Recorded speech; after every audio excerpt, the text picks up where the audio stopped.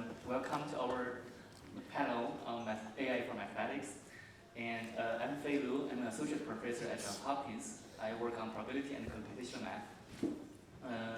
So it's a great pleasure to be here with these panelists to discuss about the AI for math, particularly after the wonderful talks and the presentations in the afternoon. So as we have already heard, over the past few years, there's a wonderful, remarkable achievements in AI. And the question here is, how can we use this AI advance for mathematics, for mathematical research and mathematical education? So today, I'm going to discuss with the panelists. I will briefly introduce them.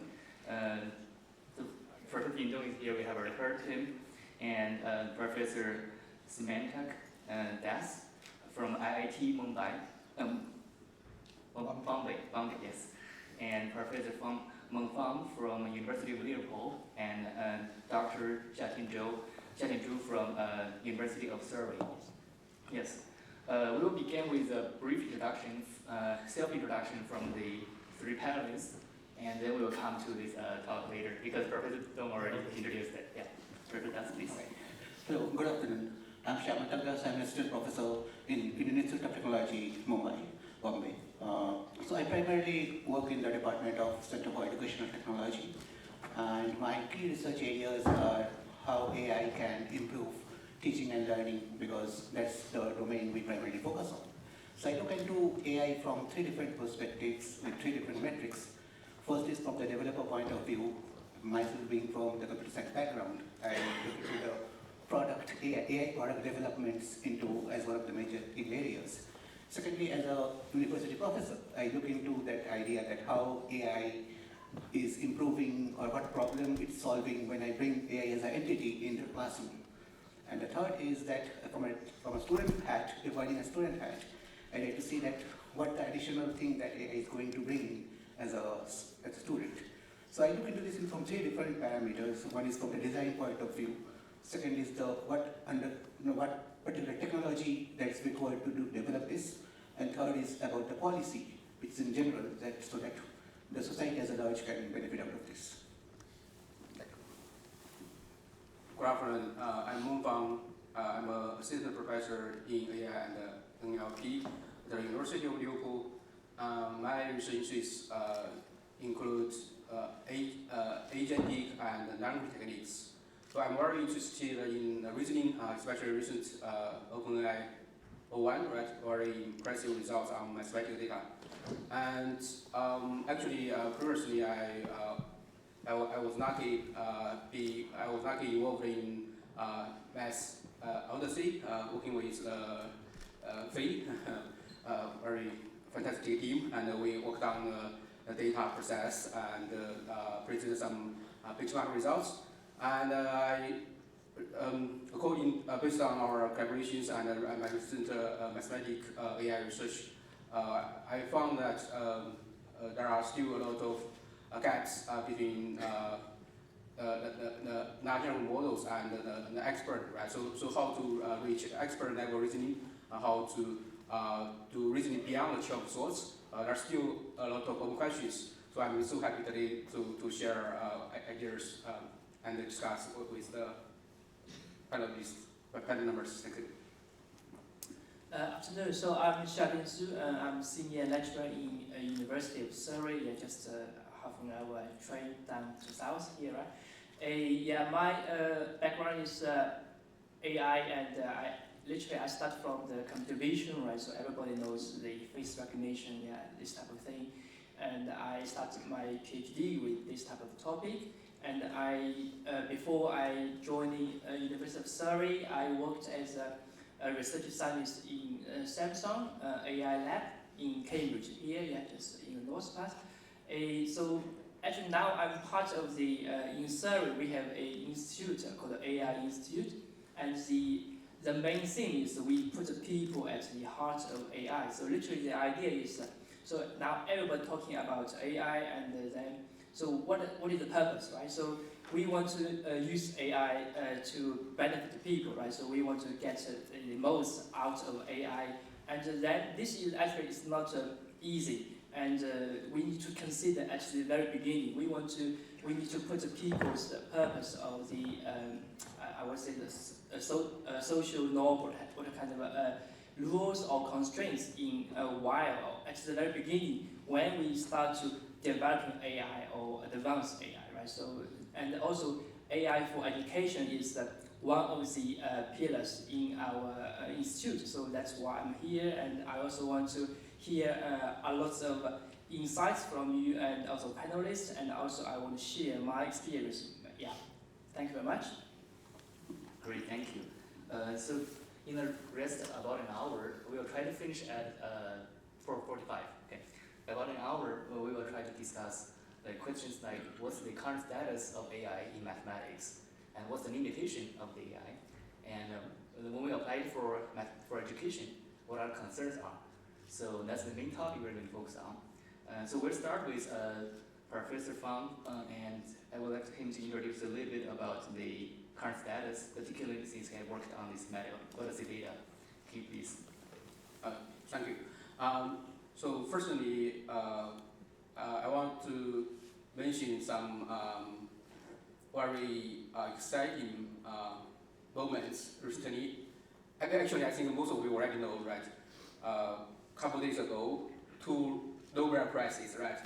Both are related to AI, but one for physics and one for chemistry, right?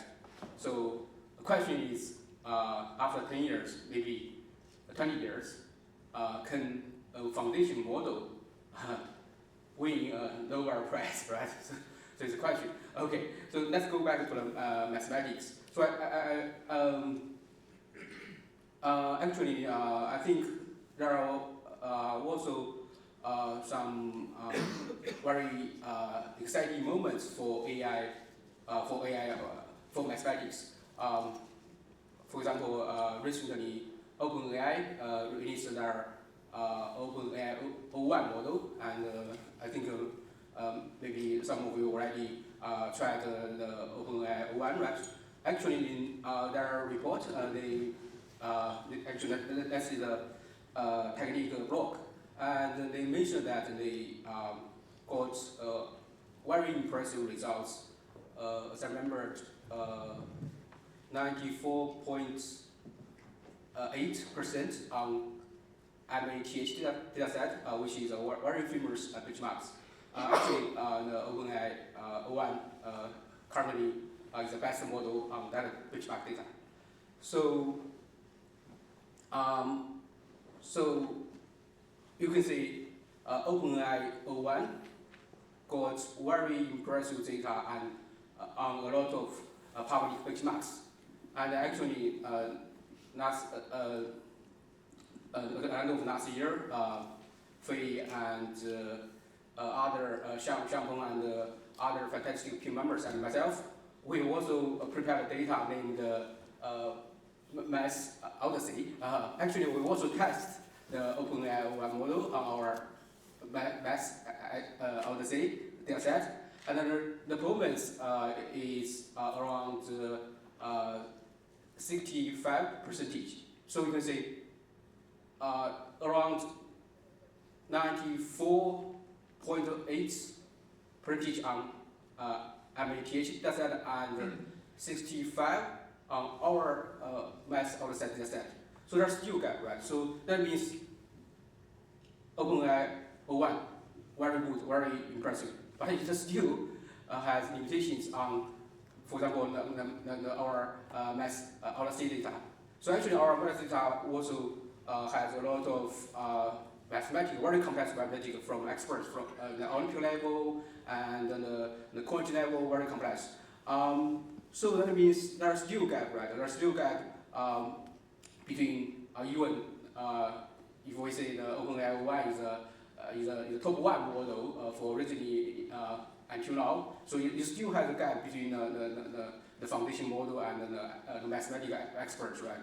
So so I think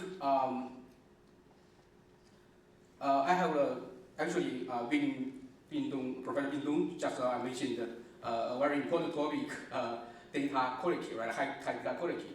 Actually, I have a similar thoughts. So if we want to train a large language model, I don't have a lot of GPUs like the OpenAI, right? So I will never reach the current open source model like the Mixra or even Llama from Meta. And then we want some mathematical data because we can do fine tune, right? We want to improve the general large language model and then make it have the very good capacity of the mathematical reasoning. However, we found that it's quite difficult because we don't have a lot of mathematical data. And again, we don't have a lot of high quality mathematical data. So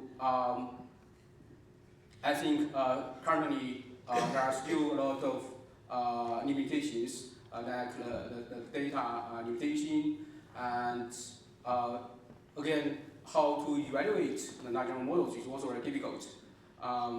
When we have a model, then maybe we fine tune the data set and then we achieve very good results, performance on that data tested sets. However, when we apply it to another different data set and we use another different data set for testing, then the performance drops a lot. So, so how to evaluate a model? How can we say a large language model has very excellent or expert level mathematical capacities? I think it's also very challenging. And yeah, I think that's a lot from my side, right? So maybe other professors can share like this. Maybe Professor okay.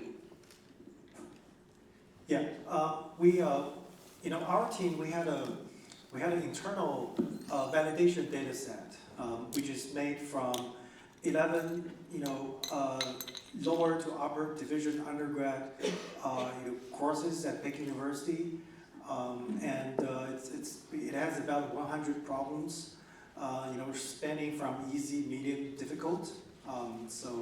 And we have tested 01. I think it scored about 75, which is actually average or above average among math major student at Peking University. And also the math major at Peking University has the best math program in China, and we have a lot of students entering the US, the top 20 US universities that they can pass PhD qualifying exams in the first semester or the first quarter. So that means maybe 01 is getting close to top university, math major. It's already hit the average. And there are some open source models like Quen, which is tenured, it's by Alibaba Group, and also DeepSeek, which is also getting close to that, but it scores about 65 out of 100. Which is also pretty good. But I think the problem with 01 or with these models is that they're good at some problems. The problems that human students are good at is very different from the problem that they're good at. So they make ridiculous mistakes, but they can also make fantastic proof, amazing proofs. I think the main reason is that the way we train our students is drastically different from the way we train larger language models. So I have a hypothesis is that if we design a curriculum that we use to train our students to train large language models, then we can have this better alignment, and presumably it can improve the reasonability. But anyway, yeah, that's the current state. And also we also have a problem with we also have a validation set of math PhD qualifying exams at Peking University. And 01 scores about 35%, where 50% is passing. So it's still not passing PhD quals, thank goodness, but it's getting close. That's great. I will just add a little bit about more detail about the math odyssey. In that data set, we have 387 questions, ranging from high school competition, and then college level. The college level is for general major up to a little bit to the math major, from like calculus, linear algebra, probability, and differential equations and statistics. So yeah, I think our second team and the first team, rate, the overall score, as we have seen, is 69% and 67%. And just as Professor Fang mentioned, the GPT-01, 65, yeah.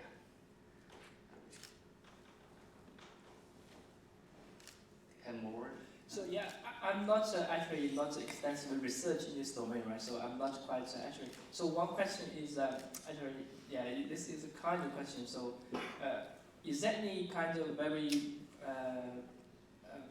convincing benchmark there, or benchmark is still a problem for validating the current models? I think this problem has been there in different domains, right? So in computer vision, natural language processing, and everything.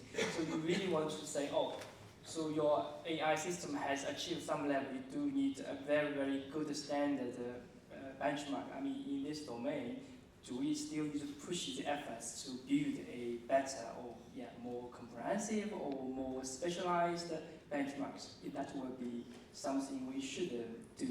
When you just share your opinion.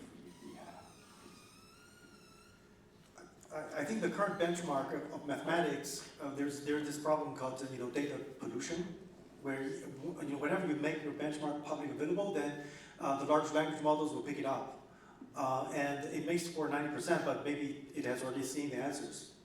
So the test that I mentioned, that it's not, we're not making that public. It's an internal.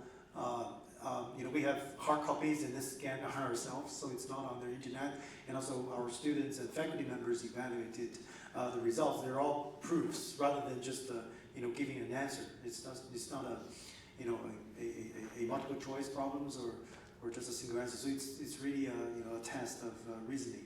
So yeah, I think we do need a good benchmark, and you cannot make that public available because AI will eventually pick it up. But I think the best way to test the reasoning ability of large language model is through sort of like Turing test, right? You interact with it. You build up an agent system and you interact with it. We build up what you call math copilot using the foundation models as the core, and we wrap it up as an agent system. We ask our student to use it, and the student will ask all kinds of questions. And after maybe just 30 minutes, 1 hour, and you would get an idea which foundation model is better than the other. Okay. So I think Turing test. Will that bring some variations? For example, this process is not fixed, something you have step by step. So I mean, will that variation, for example, different tests process, we have different kind of question and the terms. Will that also introduce some noise, or do we want to say, oh, we have very already pre-processed or pre-designed kind of benchmark? So everybody run the same, for example, the logic, the reasoning. Yeah. I think the reason that I don't like benchmark is the reason why I don't like exams. I was never good at exams. Yeah, I scored very poorly at Peking University. I got my undergrad from Peking University. My score was below 70, certainly below 01. And I never did math competitions. I did English competitions when I was in high school, but not math competitions. But here I am, a math professor at Peking University. So we, this is also related to education, right? I think we wasted tons of time training our students to do mathematics, especially in China. We follow this Russia way of training students. We exhaust them, saturate them with, all kinds of practice of techniques. I think it's a waste of time. So all exams are limited. You should mostly rely. When you assess whether the student is better or not, you should do it through interviews. You should through asking questions and listen to the students' responses, right? Rather than just give the person a test and then see the scores. That's always biased. So that's why I never trusted all the benchmarks. All the benchmarks, they're just mostly for publishing papers, right? So if you want to pick a model to use, I just have a conversation with it for 1 hour or two, and immediately I will know which one is better. Yeah. That's a wonderful argument. Then another side argument here is, to get this into the agent system, interaction system, that requires a large team, right? for small team, as you mentioned also in your talk, how do people do that to develop the research in this direction, right?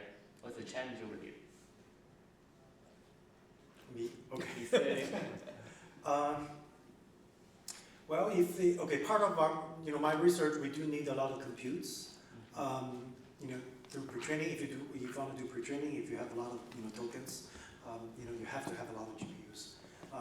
But to do RAG, retrieval augmented generation of building agents, you don't really need that.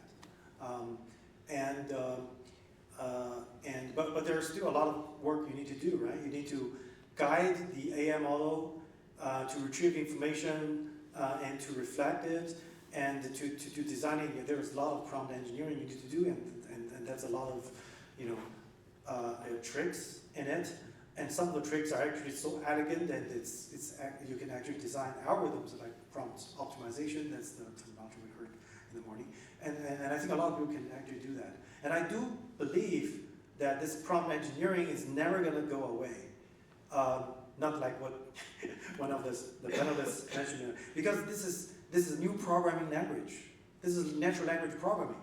If you think of the evolution of computer program, it's from doing 0 and 1s, right, and to maybe basic Fortran, and then to Python, and now it's natural language programming. And the guiding machines to fulfill complex tasks has never been easy, right? And in the past, only computer scientists can do computer languages efficiently. Now everybody can do, as long as you can speak of your mind, state your purpose very clearly in a good, logical way, and you can guide language model, you can build an agent system to fulfill complex tasks.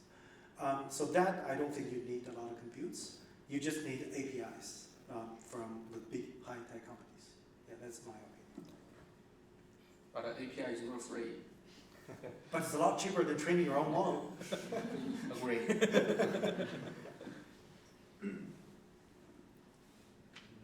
Great. So we have computer scientists over there. Dr. Zhu, what would you think the most challenging, and in addition to what Professor Fang mentioned about the data, limited data, what are the other challenges would you think in developing AI?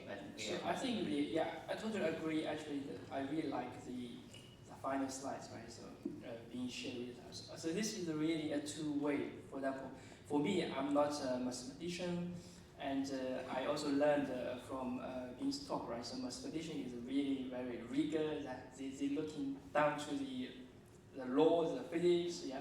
But for engineer or kind of like me, so maybe we are not looking at this type of rigor, and we don't want to pursue this type of rigor. And I think there is also some gap between the different disciplinaries. Yeah, but I'm very happy to see Bing's group actually is actually joining the two kinds of disciplinary in a single group. Then they can build the conversation, they can crack the boundaries between the two disciplines or the fields, right? So I think this is a really every Bing's environment actually. I think this is the talk between the two is really important, and it's not easy to crack, to be honest. Yeah. For example, for me, I think I need to learn a lot about what the mathematicians are looking at, right? But I'm talking about maybe it's more about the mathematician education, right? So not actually it's a creation. Maybe it's a kind of you want to solve some very difficult problem, and another way is also we need to understanding the education side.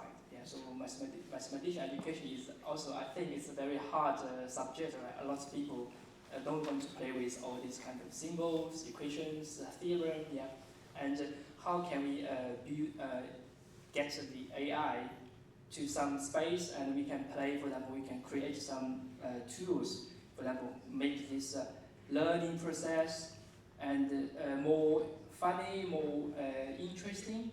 And raise, and so that we can get the students on top of the math, and they don't feel, they feel less boring, less dull, and they get fun. And also we can find some ways to teaching mathematics. I think this is one direction. And another is from my perspective is AI is also kind of, lots of people complain that AI is simply a black box, right? So you don't know, you really have no idea what the what is the process under the hood, right? So I think mathematics has been a fundamental element in the process of developing AI, and a lot of learning. And of course, now we say you just simply throw data to AI and you scale up, and more compute, more data, a larger model, then you get amazing, you get magic, right? But I think that this is still not enough, right? From our side, actually, to many people, AI is just some assistant, right? So you don't want AI to replace you in many things, right? You don't want AI to replace you for your job, right? For example, but sometimes also, just as being said, AI can make very silly mistakes, right? So this is also, I think, this is a problem with trustworthy, right? So how we trust AI, right? So can we just leave our decision to AI? Is this a big question, actually, right? So I think in that sense, I think AI maybe, mathematics maybe can help us to, for example, formulate some very human understandable principles, and then we encode this type of principle which human can understand, which human can interpret behind the reasoning behavior of AI. So I think this is another way around. Yeah. So of course, yeah, I think just in that. Yeah. Yeah. So I'd like to bring a different angle into this. So first is we need to ask ourselves that if we have a AI model that can solve mathematical problems, what kind of mathematical problems are we looking into? As Professor mentioned out, that benchmarks are mainly for writing papers. So can we have an AI model that can solve really complex math problem, not in the domain of mathematics, but in the domain of real world? For example, I'm looking into investment planning. I do not know. And currently it's in a state of bias because there's a bunch of gurus who are sitting around telling you why to invest and why to not, but they have their personal biases. So can I have an AI model that takes into my data and tells me with database evidence, saying that this is the most optimized path for you to invest over a long period of time, with the minimum amount of risk, and probably this is the maximum amount of return I can get, something like this. So can we have AI models that are solving this kind of real life problems over competitions and papers? Second thing is that what does it take to build an AI model like this? Is it going to be like one large big AI model, or is it going to be multiple of specialized, super specialized micro AI models coming together, interoperable, and solving that one big problem? So let's take an example like doing a simple data analysis for writing a research paper. I have a big spreadsheet consisting of all the survey data that I collected over some, let's say some sample survey. And first I do some quantitative analysis on that using some models and find out what is the most optimized thing, stat model that can be used to interpret this data. It gets followed up by some qualitative analysis to get the inferences out of that, and that initial quantitative analysis that I got out of this. Then third stage is to take that inference and convert it into data visualization which can be easily interpreted. And the fourth one is to write down this entire thing in a process so that other people can understand.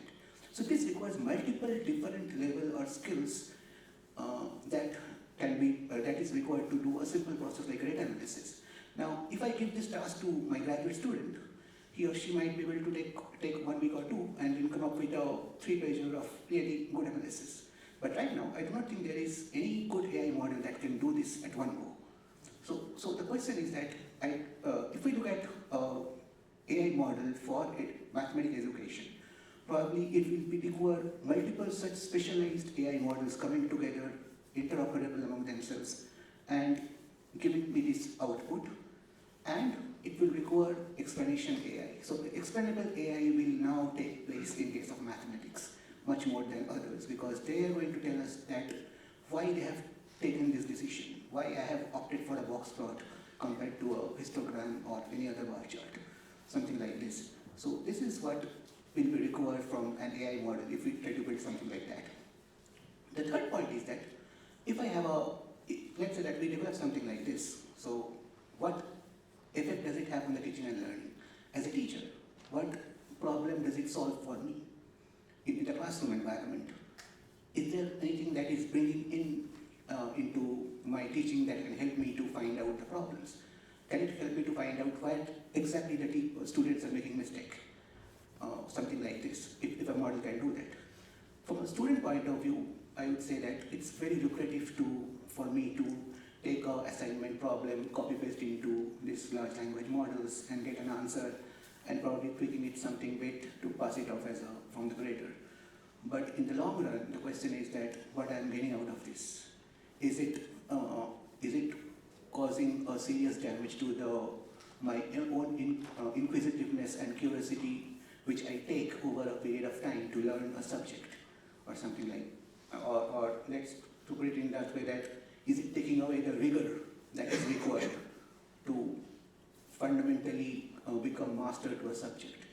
Because the moment AI starts doing the heavy lifting of the work that is required from me, what is my contribution there as a learner? So probably we need to think more on these terms. Well, let me add to that. Very interesting opinions, and I've thought, of some of that as well. So maybe we should first think of what do we want out of mathematical training, right? Why do we need to learn math? For a lot of my students who was not math major, most of them hate mathematics. Maybe it's the way we teach mathematics, mostly the way we teach mathematics, because even I'm a math major, I used to hate mathematics a lot. And then I realized it's because the way it's taught, it's not mathematics. Right? So the heavy lifting you just mentioned, I think it's just a tedious search for a rigorous proof. I think that's the tedious part. And I think the key of mathematics is a language, period. It's really just a language.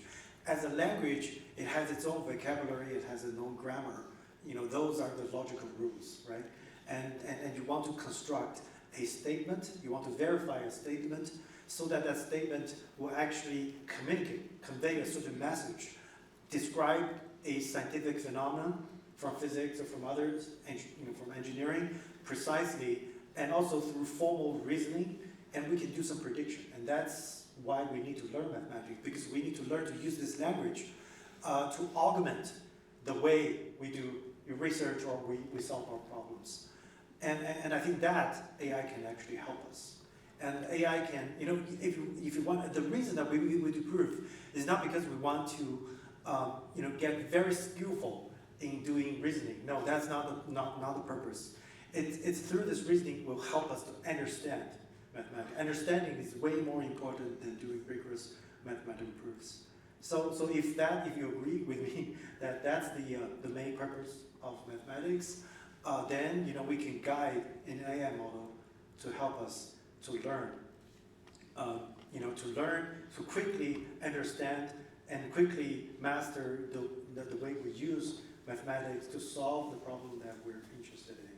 Yeah, so I just want to add to that. Yes, so I agree with that. So maybe I have a feeling that if we bring AI into mathematics education, probably we can start teaching them how to solve more harder and complex problems than what they're currently doing right now.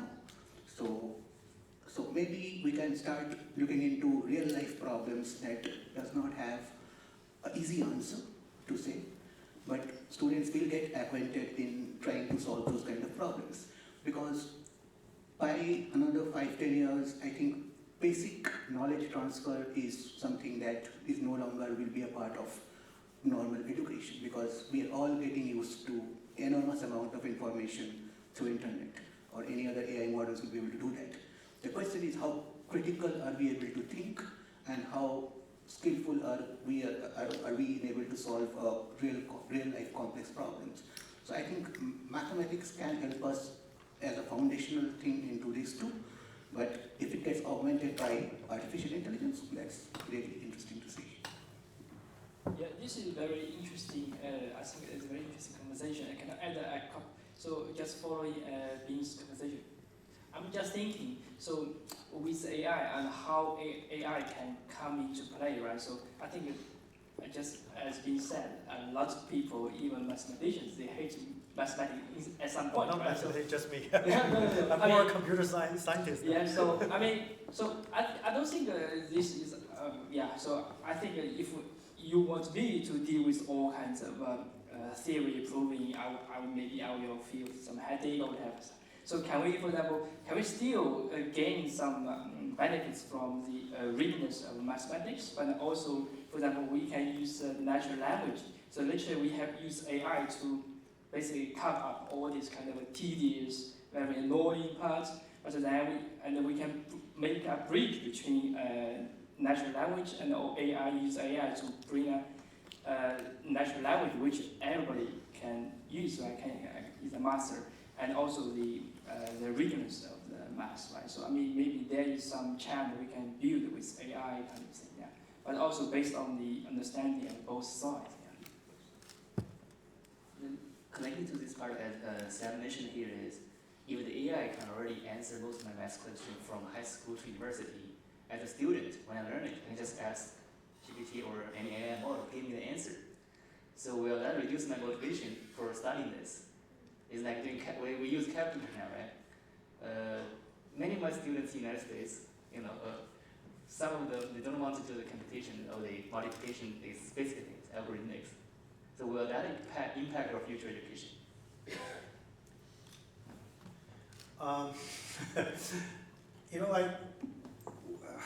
Well, they do it anyways. It's a bit, just before artificial intelligence, they just search answers online, right?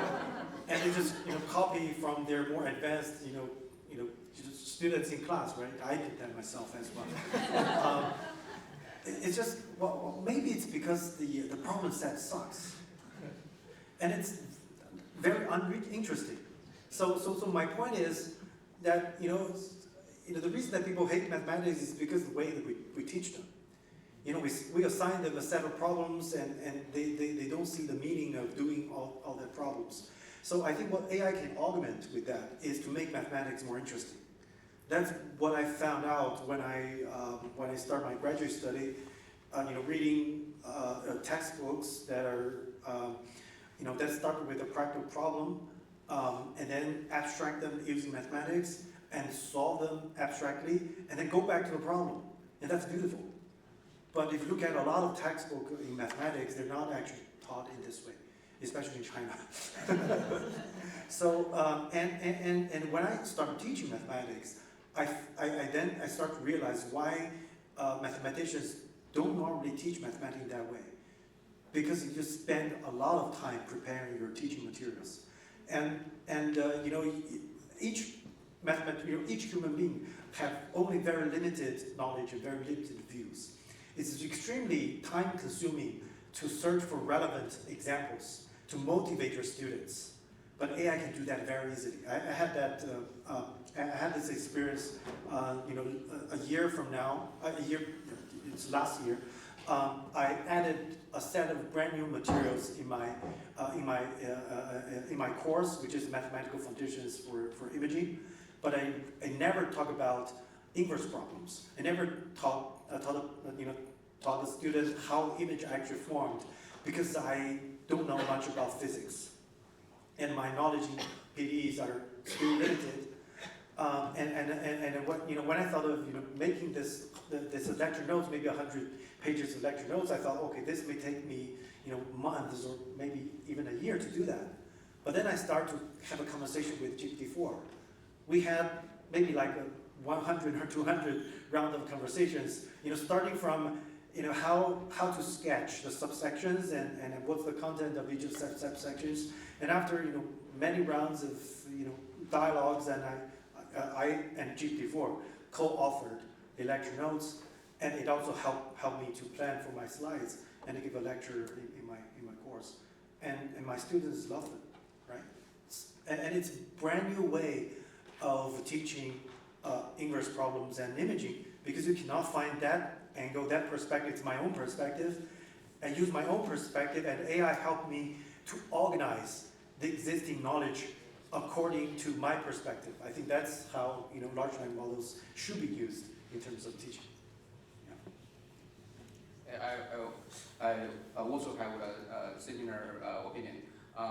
So I think current foundation models and their applications can augment education, mathematical education, and can be very useful for personalized education. So similar to Prof. Bindong, when I was a college student, I also used internet to search answers for the mathematical exams. But interesting, I found my roommates did a similar thing. So what we did is that we just got answers from the internet, right? But now we have ChatGPT, right? We have a lot of foundation models. Now we can communicate with the ChatGPT, and then the ChatGPT will give the answers, but not only about the answers, but also how to solve it, right? And then for some part I can understand, okay, for some part I don't understand, then I copy the answer and ask ChatGPT again, oh, this part I cannot understand, can you explain again? Then the ChatGPT can address my questions and then provide more details, and if I still have questions, then I can communicate again and again. And I think a similar thing can happen to my friends, right? My friends maybe also have similar mathematical problems, and he or she use ChatGPT, but he or she would raise different questions, right? Because we have different knowledge about the same problem. So that, I think that's a simple way for personalized education, right? Because for same problem, we have different questions about problem, and then the ChatGPT can address these problems individually for different users. Yeah, so that's what I want to share. So I think in the end, we need to start focusing on the process itself, that the process of teaching and learning, and maybe some of the key metrics that we looked into from K-12 section, which is skill building. Second is how rigorous is the process in teaching them and preparing them for life. Because as AI developers or AI enthusiasts, we are more focused towards the end product. But maybe we sometimes try to ignore or overlook on the process itself. So if the process is very strong and foundational, I guess we are towards the right direction. Great, thank you. I think it's time for us to get questions from the audience.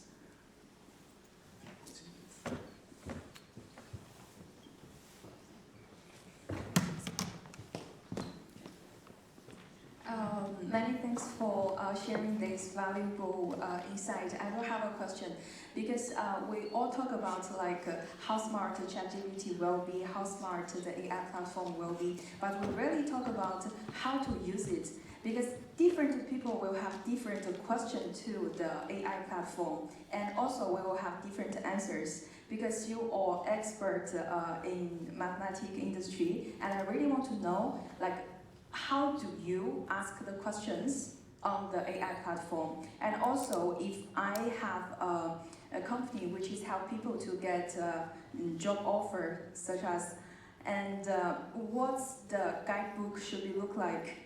How should I tell my clients how to use the platform? Yeah, that is my question. Thank you. Okay, so how to interact with AI? It's a prompt engineering, right? And that's a viral job posting since last year. I think in Silicon Valley, I think it's the annual salary is about 300K. So if your question is good, the answer will be good. So the reason why different people get different quality of answers is the capability of the person.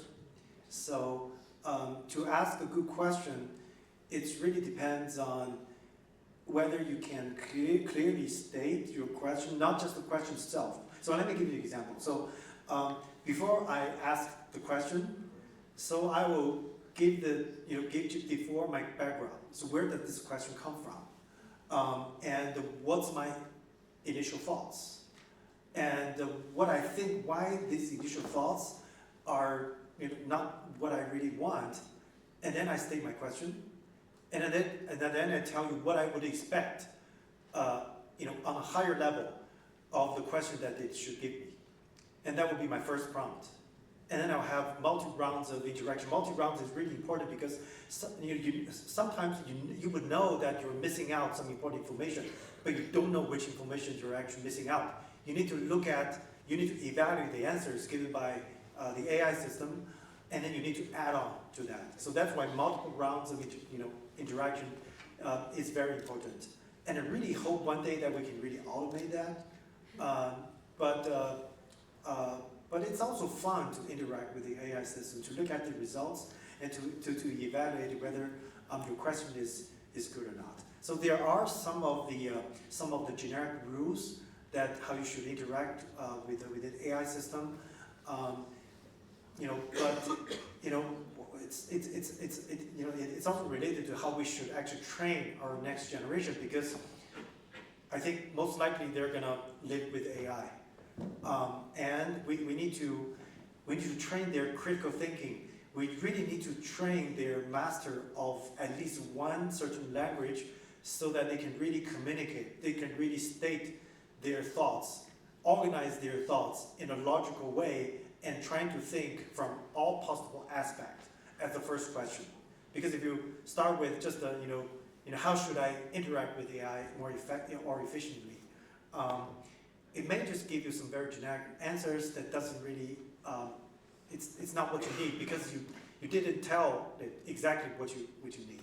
So that would be my suggestion. Yeah, I also use the ChatGPT a lot. So I think Professor Bing said how to ask questions is quite important. Actually, when I was a college student, I read a book. Its name also how to ask questions. So for humans, right, we need to learn how to ask questions. And currently for the ChatGPT, except for add Professor Bing said, add more information or concrete information to ChatGPT. Another strategy I use a lot is that you can set a role model for ChatGPT. You can say, oh, you are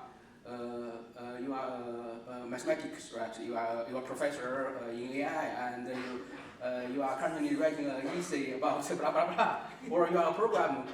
You are an excellent program, and you are very familiar with Python, and there is an assignment, blah blah blah, and or there is an interview coding questions, blah blah blah, and please blah blah blah. So if you set the ChatGPT a role model and provide more and more details, then you will get some answers you want to have.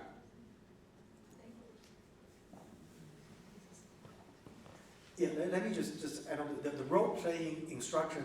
It could be really helpful. I did experiments with GPT-4 with my colleagues from Cancer Hospital at Peking University. We had a prompt that had about 2,000 words describing the role of a gastrointestinal cancer physician. It's not really a physician. So we instruct the model how to do treatment suggestions, and then we also use multi-round. We also use RAG to retrieve valuable information. If you do that, the model can perform according to the doctors as a comparable to someone working in a top hospital for like 10 to 20 years. Without doing that, it's just like a fresh graduate. But it's still pretty good. Magic. Can I add something more? Yeah, and what I want to say actually is when we want to design product, eventually we will face to the audience. So I think if we want to talk about how wonderful the product is, actually teach the audience, teach the customer how to use it is way more important. Yeah, I think there should be a guide or something, but I don't know how to describe it or how to write the guide to my clients. And I wish they can make most use of the application. Yeah. Yeah, I agree. Educate the community is very important. Yeah, you need to educate. For example, AI for healthcare. That's also something I've worked with. I see the potential, but the major barrier of applying AI in healthcare is the healthcare professionals. They resist it. That's the major you know, AI is not perfect, right? It has its own issues, but we should at least start using it. But they're reluctant of using it, and that's the, but for younger generation, I think they're more open. So now our strategy is to educate the younger generations. After 10 years, they're going to be the leading force. Yeah, so educate the community is very, very important. You need to let them know the power and also the limitations, and to let them be more open to this. But you know, I can relate with medical. You know, I'm working with doctors for more than 15 years. I know they resist it because they're scared of changes. We're all scared of changes. And when you grow older, you know, it's getting slower to learn new stuffs. I can understand, but it's good for the patients. So that's why I think they should be more open-minded. Thank you so much.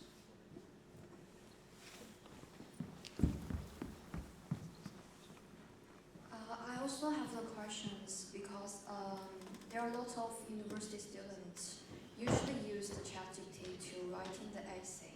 I wanted to ask is how do the university to come face the cheating on this, and how do we use the AI to do? Because some of the students not distinguish the citation from the references. So I think I'm in a position to answer this question because around 2 months back, we came up with the first AI usage policy in academia for IIT Bombay, first of its kind in the entire university. We shared it across around 50 public universities in India, and within launch of first few days, we got 500 plus downloads as a product, and we started getting feedbacks that how can we incorporate this directly into our curriculum. So the answer is not a clear yes or no, primarily because it depends upon the subject, it depends upon the university, how they want to look into AI as an entity. Some universities are encouraging, some are still very restrictive. But let me make a statement. We are moving towards the era of co-intelligence. AI is going to stay with us. So even if you are resistant to accept AI as an entity, 5 years down the line, you will require it to be a part of your life. It's already a part of your life, it's just not officially mandated. So the only way to look into is that what are we trying to get out of the student as a part of the teaching learning process? Are we trying to just give them some grades and numbers and handing over a certificate? Or are we trying to prepare them for the upcoming world, which requires them to think critically? So we need to, as educators, change our assessment policies. We need to look into how questions can be reframed so that even if I use AI as a tool, it will require me to think and find a solution. And it should not happen just on the basis of that one short prompt. Okay. So this is something cannot be decided by one university alone. It has to be a general framework, but that requires, I would say, independent flavors to come into place depending upon the subject. Because using AI in mathematics and using AI in English literature is very, very different. So depending upon the language, depending upon the subject you are looking into, your policies are going to change, your assessment methods are going to change. So, and we are not in a position to say that, give a blanket opinion on that this is the right framework for you to look into. So it will vary. So ideally, universities should come together across the globe and come up with maybe a minimalistic common framework that says that, okay, this is something acceptable. Now on top of this, you can keep on adding anything specific depending upon the requirement your university is having. But again, let me reiterate once more time that we are moving towards this era of co-intelligence, and 5 years down the line, AI is going to be a part of your life. It's already, but that time it will be the formal way. So let me add on to that. I have a crazy thought on that. I've discussed with the colleagues, and they said that all the senior faculties will hate it. We should change the way we teach in class. In an average class at Peking University, only maybe 20 to 30% of students will stick in class. Most of them will disappear, just a few weeks, even a few weeks after the start of the semester. Why is that? Because it's boring, right? The lecturers were giving boring lectures. Even the lecturers themselves know it's boring. I give lectures, it's really boring, right? Because I know it's boring, and the student knows it's boring. And we still have to do it because we get paid by doing that. And it's not really help anyone. So I think students can use their off-class time to learn by interaction with an AI model. But they do it anyways, right? They do it, to help them to do homeworks, right?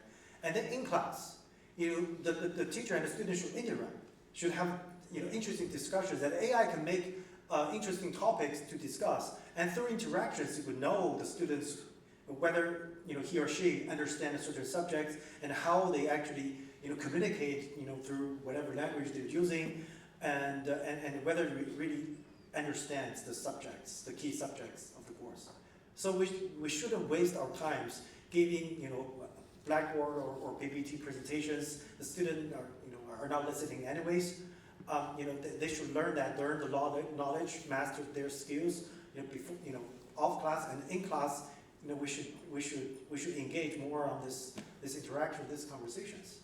That way we will know whether the students really learn something, and if they learn a lot by mimicking what AI teaches, that's okay. Because we read books written by experts, we communicate with other human beings, and we pretty much mimic what they do, right? It's not that different from mimicking an AI. As long as you can mimic and you can apply that on new problems, I think that's okay. Yeah, that's my thought. Thank you. And I also want to follow this session is some of the students use the ChatGPT, but like for me, if I wanted to take some of the question detail I'm not familiar, how do I distinguish the GPT is right or wrong? Because some of ChatGPT can cite citation, the despair references, I cannot.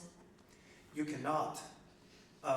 And I think that's another thing that we should start teaching our student is to evaluate the results given by AI. It's just, we do that a lot as a teacher because we read your homeworks, right? We evaluate it. Sometimes you guys can fool us, but most of the time you couldn't fool us. And evaluation, that is actually train your own value function, and that's very important. And we should certainly teach you to assess the quality generated by an AI or generated by another professor, right? I think that's very important. If you do not have that knowledge, and if you're not actually learned, there's no way that you can evaluate. Like if I can ask a GPT-4 about a quantum physics, which I have no knowledge of, I cannot assess whether the results are good or not. Right. Thank you. Sorry, we have during time limit, we can only take one more question. Please, Liz.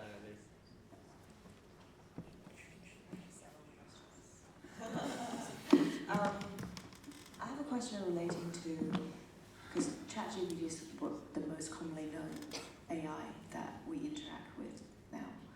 Everybody interacts with ChatGPT. Is the data model from ChatGPT sourced from Google's data? Is it only limited to Google, or is it something else? The data source I'm talking about. You mean the data source of The output coming OpenAI out. used? The output coming out. So if I use ChatGPT, what I'm noticing it is not always 100% accurate. Right. So therefore I'm questioning. So you can only get an accurate answer as long as the information in the database is accurate, right? So therefore I'm questioning, are the data source only limited to everything on Google for ChatGPT, or do they also source information from somewhere else? Well, I think that's a $1 trillion question, what kind of data OpenAI used to train their model. I think to avoid hallucination, that's what you said, is to do RAG, retrieval augmented generation. I think that's what GPT has been doing since last July's release. Last July they released a new version of it, which essentially it's an agent. And now this O1 is an even more powerful agent. And when it answers your question, it has its internal database to help it answer your question. So it hallucinates a lot less than a year ago.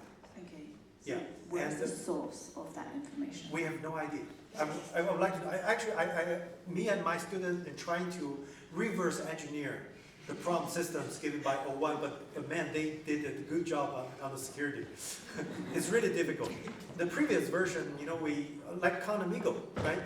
They had this prompt, and it's just 20 minutes, we hacked all the prompts it used. But for for O1, it's so far we haven't been successful. Maybe someone else has been successful. We have no idea what kind of prompts, how they do reflection, how they do memory updates and retrieval, and what kind of internal database they used. We have no idea. Yeah. Okay. But based on the quality of the answer they gave me in my fields of expertise, I think it's quite credible. Because I thought, because you are a professor of computer science, so I take your word for it. It is very accurate, but not mathematical proofs. It makes mistake in the proofs, but for conceptual, for building bridges of concept, it does a fabulous job. Okay, I'm pretty sure it's excel in certain area, but less so in other areas, because you and I probably would have asked very different questions in different areas. Of course, yes. The other question I would like to understand. Sorry. We are already running out of time. Okay. Thank you for understanding. Yeah. So maybe we can have each panelist give a summarization and take away message for the audience.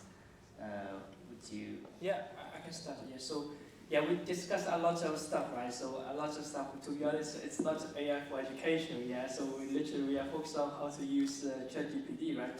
But let's get back to the topic. Actually, for me, I think I really echo Bing's slides, right? So we really want to use AI to improve mathematics in terms of education, creation, and literally improve the efficiency, right? So theory proving is really time consuming. How can we make this job easier and more efficient, right? So this is one way, and another way is how can we, for example, we are actually focused on developing AI stuff, and how can we make AI stuff more interpretable, responsible, and it's also easy to understand, or getting the clients, the user more feel more peace of mind, right? So I think for that, mathematics should be a very fundamental tools to achieve that goal. Yeah. So I stop here. Yeah. Thank you.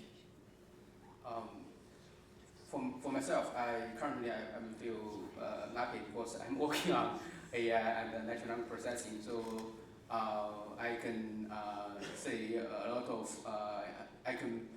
I would say I can predict, or I believe that there should be more exciting moments in few years, like maybe next 5 years, more even shorter, like 2 years. The AI can have except for AlphaFolds, there are other exciting AlphaGo moments for the AI for math. So I'm looking forward to that. So the message will be for the audience is that focus on AI, but don't ignore the AGI, the human intelligence, because you need to keep it as sharp as AI is progressing. Otherwise, you might become obsolete. Okay. it's hard to predict how AI will become in the next few years. But what I think it's certain is that we're going to be using AI a lot more often than in the past. At least the next generations will be using them. So I think what's important is also related to the very last question is what should we expect out of using AI? I think we should expect the AI as a tool to inspire us, to augment our thinking, rather than do something just taking our places. So that, well, in that regard, I think the accuracy of its answers is not that important, because we can read the book, we may misinterpret it, or maybe the author made a typo or made a mistake. When we discuss with other people make mistakes all the time. They may mislead you as well. But it's okay. We still discuss with people because through the talks they inspire you. You already have some thoughts, and through the discussions they inspired you. And I think that should be enough. So maybe what I wanted to say is that even mathematics is a very rigorous field, but understanding is most important. And we hope that AI could actually inspire us, as an assistant, as a co-pilot, rather than just replacing part of our jobs. Great, thank you for the wonderful summary. And thank you everyone for being here. Thank you.